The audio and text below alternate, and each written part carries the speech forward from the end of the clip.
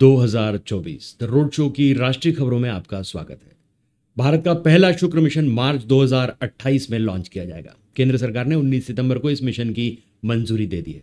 यह मिशन 4 साल का होगा। वीनस यानी शुक्र ग्रह धरती से करीब 4 करोड़ किलोमीटर दूर है। वीनस को पृथ्वी का जुड़वा ग्रह भी कहा जाता है। हालांकि यहाँ दिन रात पृथ्वी की तुलना में काफी लंबा होता है। दरअसल वीनस अपनी धुरी पर बहुत धीमे घूमता है। इस वजह से वीनस का एक दिन पृथ्वी के 243 दिनों के बराबर होता है। भारत का मिशन वीनस के ऑर्बिट का अध्ययन करेगा, ग्रह की सतह, वायुमंडल, आयनोस्फीयर की जानकारी जुटाएगा। वीनस सूर्य के नजदीक है, ऐसे में सूर्य का इस पर क्या प्रभाव पड़ता है इसका भी पता लगाएगा। ऑनलाइन टिकट एग्रीगेटर बुक माई शो कोल्डप्ले के कॉन्सर्ट का ऑफिशियल टिकटिंग पार्टनर है। बुक माई शो की तरफ से जारी बयान में स्पष्ट रूप से कहा गया है कि बुक माई शो भारत में कोल्डप्ले के music of the spheres world tour 2025 के टिकट सेल और रीसेल के लिए वियागोगो और जिसबर्ग और किसी थर्ड पार्टी से नहीं जुड़ा हुआ है। कंपनी ने कहा, हम भारत में स्केलिंग की सख्त निंदा करते हैं। ऐसा करने पर सजा का कानून है। हमने पुलिस में शिकायत दर्ज कराई है। मामले की जांच में पूरा सहयोग देंगे। बुक माई शो ने लोगों से अपील की है कि वे ऐसे घोटाले से बचें।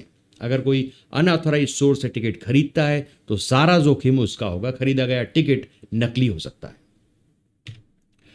वाईएसआर कांग्रेस पार्टी चीफ और आंध्र प्रदेश के पूर्व सीएम जगनमोहन रेड्डी 28 सितंबर को भगवान वेंकटेश्वर के मंदिर जाएंगे।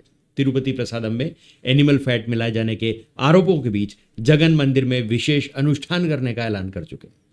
जगन के इस ऐलान के बाद टीडीपी ने कहा है कि उन्हें एंट्री तभी मिलेगी जब वे मंदिर में उस घोषणा पत्र पर साइन करेंगे जिसमें लिखा हो कि उन्हें भगवान बालाजी पर विश्वास है। पार्टी का आरोप है कि इतने सालों में वे साइन किए बिना ही मंदिर में गए।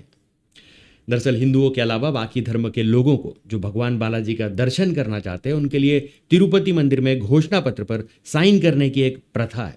एपी राजस्व बंदोबस्ती 1 के तहत गैर हिंदुओं को दर्शन से पहले बैकुंठम परिसर में यह घोषणा करनी होती है कि उन्हें बालाजी पर विश्वास है। एजेंसी ने बुधवार को सियालदा कोर्ट में दावा किया कि ताला पुलिस स्टेशन में रेप मर्डर मामले से जुड़े डॉक्यूमेंट्स गलत तरीके से बनाए और बदले गए थे। सीबीआई ने बताया कि पुलिस ने मुख्य आरोपी संजय रॉय के कपड़े और सामान जब्त करने में 2 दिनों की देरी की। समय पर उनकी जांच होती तो आरोपी के खिलाफ मजबूत सबूत मिल सकते थे। एजेंसी ने पुलिस स्टेशन का CCTV footage central forensic science laboratory में जांच के लिए भेजा। सीबीआई अब संजय रॉय, मेडिकल कॉलेज के पूर्व प्रिंसिपल संदीप घोष और ताला पुलिस स्टेशन के प्रभारी अभिजीत मंडल के बीच किसी आपराधिक साजिश की जांच कर रही है। कोर्ट ने संदीप घोष को निलंबित पुलिस अधिकारी अभिजीत मंडल की सीबीआई हिरासत 30 सितंबर तक बढ़ा दी है। बर्खास्त ट्रेनी आईएएस पूजा खेड़कर की अंतिम जमानत याचिका पर दिल्ली हाई कोर्ट में सुनवाई फिर टल गई। मामले से जुड़े वकीलों ने कोर्ट में अपना पक्ष रखने के लिए और समय मांगा।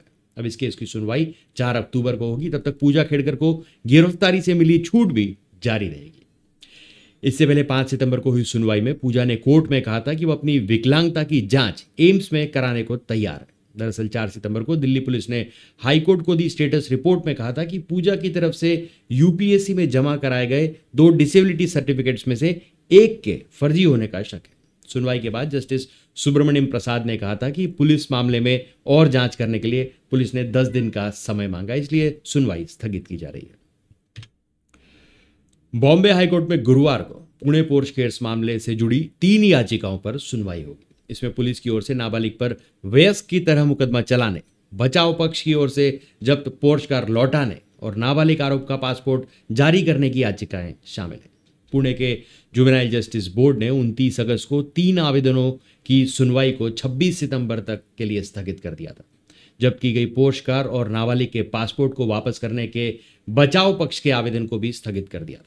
22 अगस्त को पुणे की एक अदालत ने इस मामले में नाबालिग आरोपी के ब्लड सैंपल की हेराफेरी में शामिल 6 आरोपियों की जमानत याचिका भी रद्द कर दी थी। पुणे के कल्याणी नगर इलाके में 18 मई की रात 17 साल 8 महीने के एक लड़के ने आईटी सेक्टर में काम करने वाले बाइक सवार युवक युवती को टक्कर मार दी थी, जिसमें दोनों की मौत हो गई थी। घटना के समय आरोपी नशे में था। वह 200 किलोमीटर प्रति घंटे की रफ्तार से कार चला रहा था। लोकसभा में नेता प्रतिपक्ष राहुल गांधी ने बुधवार को जम्मू में कहा कि अगर विधानसभा चुनाव के बाद केंद्र सरकार ने जम्मू कश्मीर को पूर्ण राज्य का दर्जा नहीं दिया तो इंडी ब्लॉक संसद के अंदर अपनी पूरी ताकत का इस्तेमाल करेगा और जरूरत पड़ी तो सड़कों पर भी उतरेगा। राहुल यहाँ एक रैली को संबोधित कर रहे थे। उन्होंने कहा कि जब 2019 में जम्मू कश्मीर को 2 केंद्र शासित प्रदेशों में बांटा गया था तो यहाँ के लोगों के साथ बहुत अन्याय हुआ। भारत के इतिहास में ऐसा कभी नहीं हुआ कि हमने किसी राज्य का दर्जा छीन लिया और उसे केंद्र शासित प्रदेश में बदल दिया हो। पैरास्टामोल सहित 55 दवाएं क्वालिटी टेस्ट में फेल पाई गई। इनमें विटामिन, शुगर और ब्लड प्रेशर की दवाओं के अलावा एंटीबायोटिक्स भी शामिल है। देश की सबसे बड़ी drug regulatory body central drug standards control organisation CDSCO ने इसकी लिस्ट जारी की है। CDSCO की लिस्ट में कैल्शियम और vitamin D3 supplements, anti diabetes की गोलियां और हाई ब्लड प्रेशर की दवाएं शामिल है। बैन की गई दवाओं की लिस्ट में दौरे और एंजाइटी में इस्तेमाल की जाने वाली क्लोनाज़ेपाम टैबलेट, दर्द निवारक डाइक्लोफिनेक, सांस की बीमारी के लिए इस्तेमाल होने वाली एम्ब्रोक्सोल, एंटीफंगल फ्लूकोनाजोल और कुछ मल्टीविटामिन और कैल्शियम की गोलियां भी हैं। दिल्ली के पूर्व मुख्यमंत्री अरविंद केजरीवाल ने राष्ट्रीय स्वयं सेवक संघ RSS प्रमुख मोहन भागवत को लेटर लिखकर 5 सवाल पूछे। उन्होंने केंद्रीय जांच एजेंसियों के दुरुपयोग से लेकर प्रधानमंत्री मोदी के रिटायरमेंट तक कई मुद्दों पर सवाल पूछे। केजरीवाल ने लिखा कि वे देश के मौजूदा हालात से बहुत चिंतित हैं और भाजपा सरकार की नीतियों को देश के लिए हानिकारक मानते हैं। अगर यह स्थिति जारी रही तो देश के लोकतंत्र को खतरा हो सकता है। केजरीवाल ने कहा कि उन्होंने यह लेटर आम नागरिक की हैसियत से लिखा है, न कि एक राजनीतिक पार्टी के नेता के तौर पर। तिरुपति प्रसादम विवाद को लेकर आंध्र प्रदेश के पूर्व मुख्यमंत्री जगन मोहन रेड्डी ने 28 सितंबर को मंदिरों में क्षमा याचना अनुष्ठान करने की बात कही। उन्होंने कहा कि मुख्यमंत्री चंद्रबाबू नायडू ने तिरुपति प्रसादम को लेकर झूठे दावे करके पाप किया। जगन मोहन ने राज्य के लोगों से अपील की है कि वे इस क्षमा याचना अनुष्ठान में भाग लें। सीएम चंद्रबाबू नायडू ने 18 सितंबर को आरोप लगाया था कि YSR कांग्रेस सरकार में तिरुपति मंदिर के लड्डू में जानवर की चर्बी वाला वनस्पति तेल और फिश ऑयल मिलाया गया। इसके अगले दिन TDP ने एक लैब रिपोर्ट दिखाकर अपने आरोपों की पुष्टि होने का दावा किया था। इसके बाद आंध्र प्रदेश के डिप्टी CM पवन कल्याण ने 22 सितंबर को प्रायश्चित के लिए 11 दिनों का उपवास रखा। हिमाचल प्रदेश में मौसम विभाग की चेतावनी के बीच सिरमौर जिले के कई क्षेत्रों में बीती रात भारी बारिश से खूब तबाही मची। सिरमौर जिले के गिरिपार क्षेत्र में गिरी नदी पर बने जतौन डैम के रात को गेट खोलने के बाद आंजभोग क्षेत्र में कोहराम मच गया। क्षेत्र की 11 पंचायतों को जोड़ने वाले अंबोया पुल सहित पावटा में ही 15 से ज्यादा सड़कें क्षतिग्रस्त हो गई। पावटा साहिब की अंबोया पंचायत के अटवाल गांव में घराट में सो रहे 70 वर्षीय रंगीलाल के मलबे में दबने से मौत हो गई।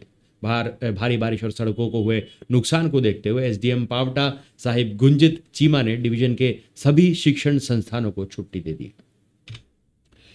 जम्मू कश्मीर विधानसभा चुनाव के दूसरे चरण में 6 जिलों की 26 विधानसभा सीटों पर बुधवार 25 सितंबर को मतदान हुआ। चुनाव आयोग के आंकड़ों के मुताबिक इन सीटों पर 57% वोटिंग हुई। यह पिछले चुनाव के मुकाबले 3% कम है। 2024 में इन सीटों पर 60% मतदान हुआ था। Jammu Kashmir chief election officer PK Paul ने बताया कि मतदान प्रतिशत में बदलाव हो सकता है क्योंकि कुछ पोलिंग बूथ पर शाम 6:45 तक मतदान हुआ। 78 लाख मतदाताओं ने अपने मताधिकार का इस्तेमाल किया। सबसे ज्यादा रियासी में 75%, जबकि श्रीनगर में सबसे कम 29% वोट पड़े। सेकेंड फेज की 26 सीटों में से 15 सीटें सेंट्रल कश्मीर और 11 सीटें जम्मू की हैं। चुनाव आयोग के मुताबिक दूसरे फेज में 239 कैंडिडेट्स मैदान में हैं। इनमें से 233 पुरुष और 6 महिलाएं। हरियाणा के अंबाला में पार्टी कार्यकर्ताओं को संबोधित करते हुए केंद्रीय मंत्री पूर्व CM मनोहर लाल खट्टर ने किसानों को लेकर बयान दिया। उन्होंने कहा कि हरियाणा पंजाब बॉर्डर में जो लोग उस पार बैठे हैं वे किसान नहीं है। किसान के नाम का मुखौटा पहने चंद लोग हैं जो सिस्टम को खराब करना चाहते हैं। खट्टर ने कहा कि यहाँ का एक बड़ा मुद्दा ज़रूर है जो पंजाब का रास्ता बंद है। इससे आम लोगों को और व्यापारियों को थोड़ी परेशानी हुई। हमने खोलने की सभी योजनाएं बना ली थी, लेकिन वे लोग स्थिर सरकार को अस्थिर करना चाहते हैं। इस प्रकार के लोग हैं। पूर्व CM ने कहा कि डिटेल में जाने की जरूरत नहीं, आप सभी जानते हैं वो कौन है। बीजेपी सांसद और एक्ट्रेस कंगना रनौत ने कृषि कानूनों को लेकर दिए बयान पर बुधवार को माफी मांग ली। कहा, यदि मेरे अपने बयान से किसी को निराशा हुई है तो मैं अपने शब्द वापस लेती हूँ। एक्ट्रेस का यह बयान भाजपा के किनारा कर लेने के बाद आया है। सुबह भाजपा प्रवक्ता गौरव भाटिया ने वीडियो जारी कर कहा कि कंगना को 3 कृषि कानूनों पर बोलने का हक नहीं है। कंगना ने 23 सितंबर को हिमाचल में एक कार्यक्रम के दौरान कहा था, किसानों के जो लॉ है, जो रोक दिए गए, वे वापस लाने चाहिए। किसानों को खुद इसकी डिमांड करनी चाहिए। उत्तर प्रदेश की पूर्व सीएम मायावती ने कहा, राहुल गांधी ने विदेश में जाकर आरक्षण को आने वाले वक्त में खत्म करने का ऐलान किया है। जब वह भारत में रहते हैं, जब राहुल गांधी भारत में रहते हैं, किसी राज्य में चुनाव होता है तो गिरगिट की तरह बदल लेते हैं। कहते हैं कि आरक्षण के पक्ष में। मायावती ने कहा, कांग्रेस और भाजपा आरक्षण को खत्म करने में लगी हुई है। आरक्षण को बचाना है तो इन दोनों पार्टियों को वोट नहीं देना। बसपा सुप्रीमो ने कहा, यह बातें उन्हें हरियाणा में कही। जींद के उचाना में बुधवार को उप प्रधानमंत्री देवीलाल की 111वीं जयंती पर इनेलो ने रैली की। रैली में पूर्व सीएम मायावती और इनेलो सुप्रीमो व पूर्व सीएम ओम प्रकाश चौटाला पहुंचे। मायावती ने कहा कि सरकार बनने पर गठबंधन की ओर से अभय चौटाला को मुख्यमंत्री बनाया जाएगा। एक डिप्टी सीएम बसपा की ओर से और एक डिप्टी सीएम अन्य पिछड़े वर्ग के समाज से बनाया जाएगा। ये डिप्टी सीएम कौन होंगे, इसका फैसला नतीजा आने के बाद लिया जाएगा।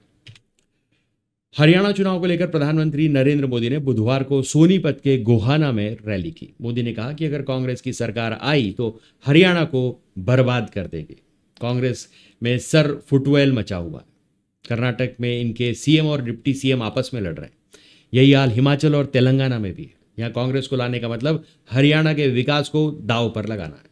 प्रधानमंत्री ने 10 साल पहले सीएम भूपेंद्र हुड्डा की अगुवाई वाली कांग्रेस सरकार के वक्त दलितों पर अन्याय का मुद्दा उठाया था। इसके अलावा बिना नाम लिए सिरसा सांसद कुमारी शैलजा के साथ कांग्रेस में हो रहे व्यवहार पर भी सवाल खड़े किए। मोदी ने कहा कि कांग्रेस आतंक और अलगाववाद को हवा देना चाहती है। कांग्रेस को शांति पसंद है, इसलिए जम्मू कश्मीर में धारा 370 वापस लाना चाहती है। हिमाचल प्रदेश में भी रेस्टोरेंट, फास्ट फूड सेंटर और रेहड़ी वालों को दुकानों के सामने नेम प्लेट लगाना जरूरी होगा। शहरी विकास मंत्री विक्रमादित्य सिंह ने बुधवार 25 सितंबर को शिमला में मीडिया से बातचीत करते हुए कहा कि उत्तर प्रदेश की तर्ज पर प्रदेश में भी रेहड़ी फड़ी वालों को उनकी फोटो लगे लाइसेंस दिए जाएंगे। इन्हें दुकानों के बाहर लगाना अनिवार्य होगा। विक्रमादित्य ने कहा कि नेम प्लेट लगाने के लिए शहरी विकास विभाग को निर्देश दे दिए गए। उन्होंने कहा, खासकर खाने पीने का सामान बेचने वालों को साफ सफाई के लिहाज से भी ध्यान रखने की जरूरत है। सफाई को लेकर लोगों ने चिंताएं व्यक्त की। स्ट्रीट वेंडर कमेटी बन चुकी है। इस कमेटी से फोटो वाला लाइसेंस लिया जाएगा। सुप्रीम कोर्ट ने बुधवार को जजों को हिदायत दी कि वे किसी समुदाय पर कमेंट करते वक्त लापरवाही न बरतें। सीजेआई डीवाई चंद्रचूड़ की बेंच कर्नाटक हाईकोर्ट के जज के विवादित कमेंट का मामला सुन रही थी, जिसमें जज ने बेंगलुरु के एक हिस्से को पाकिस्तान कह दिया था। सीजेआई ने कहा कि आप देश में किसी हिस्से को पाकिस्तान नहीं कह सकते। यह देश की एकता के मौलिक सिद्धांत के खिलाफ है। कर्नाटक हाईकोर्ट के जस्टिस वी श्रीनंदा ने इन कमेंट का वीडियो वायरल हो गया, जिसके बाद सुप्रीम कोर्ट ने खुद इस मामले में सुनवाई शुरू की। इस पर सीजेआई ने कहा, कोर्ट की प्रक्रिया में अधिकतम पारदर्शिता लाने के लिए उसे ज्यादा से ज्यादा प्रकाश में लाने की जरूरत है। कोर्ट में जो कुछ भी होता है उसे दबाना नहीं चाहिए। तो आज के लिए बस इतना ही। तब तक के लिए हंसते रहें, मुस्कुराते रहें, स्वस्थ रहें, व्यस्त रहें और मस्त रहें। जी हाँ, चैनल को भी जरूर सब्सक्राइब करें। धन्यवाद।